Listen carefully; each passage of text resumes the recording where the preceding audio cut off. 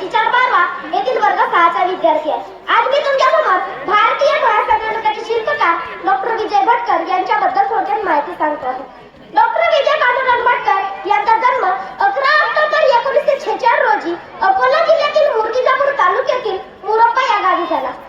मुरब्बा, करंजगाव, मूर्तिजापूर, अमरावती, नागपूर, वडोदरा आणि दिल्ली यांसारख्या अनेक ठिकाणी त्यांनी त्यांचे इलेक्ट्रिकल इंजिनिअरिंग आणि PhD पर्यंतचे शिक्षण पूर्ण केले. डॉक्टर विजय भटकर यांना भारतीय तंत्रज्ञान सामर्थ्याचे प्रतीक मानले जातात. त्यांना अभिमानाने भारतीय सुपर कॉम्प्युटिंगचे जनक म्हणजे the father of Indian super computing असेही म्हटले जाते. 1980 च्या दशकात अमेरिकेने भारताला त्यांचा सुपर कॉम्प्युटर देण्यास नकार दिला. हा राष्ट्रीय स्वाभिमानाचा विषय बनला. डॉक्टर भटकर यांनी 1988 मध्ये centre for development of advanced computing ही संस्था स्थापन केली आणि स्वदेशी सुपर कॉम्प्युटर विकसित करण्याचे आव्हान स्वीकारले. त्यांच्या चमूने 1991 मध्ये फक्त 3 वर्षाच्या कालावधीत परम 8000 हा भारताचा पहिला स्वदेशी सुपर कॉम्प्युटर तयार केला. त्यांच्या या यशाने भारताला सुपर कॉम्प्युटर बनवणाऱ्या जगातील निवडक देशांचे आधी स्थान मिळवले. परम नाव संस्कृत मध्ये सर्वोच्च या शब्दावरून आले आहे. परम 8000 नंतर त्यांनी परम 10000, परम 50 आणि परम युवा यांसारख्या अनेक सुपर शक्तिशाली कॉम्प्युटरची त्यांनी मालिका विकसित केली. भारतात बोलल्या जाणाऱ्या सर्व भाषा संगणकावर आणण्यासाठी भटकर यांनी प्रयत्न केले.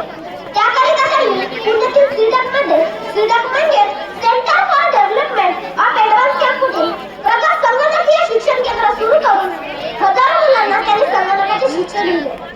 इंटरनॅशनल इन्स्टिट्यूशन फॉर टेक्नॉलॉजी ही पदव्युत्तर शिक्षणाची संस्था त्यांनी स्थापन केली. महत्त्वाच्या व्यक्तीच्या सुरक्षेसाठी त्यांनी स्पेशल प्रोटेक्शन ग्रुपला संगणकीय प्रणाली बनवली. SMS करिता त्यांनी भारतीय भाषेची प्रणाली विकसित केली. ज्या विद्यार्थ्यांपर्यंत हे पोहोचत जात नव्हतं त्या विद्यार्थ्यांसाठी ETH म्हणजे एज्युकेशन टू होम ही संकल्पना मांडून 1998 ETH संशोधन शाळा सुरू केल्या आणि 20 लाख लोकांना त्यांनी त्यांनी संगणकाचे शिक्षण दिले की जेणेकरून भारत हा जगातील सर्वात मोठा संगणक साक्षर देश बनेल.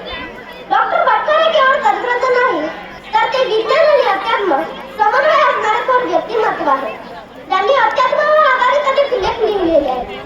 त्यांच्या या अतुलनीय योगदानासाठी त्यांना 1999 पद्मश्री, 2015 पद्मभूषण यांसारख्या सर्वोच्च नागरिक सन्मानाने गौरवण्यात आले आहे.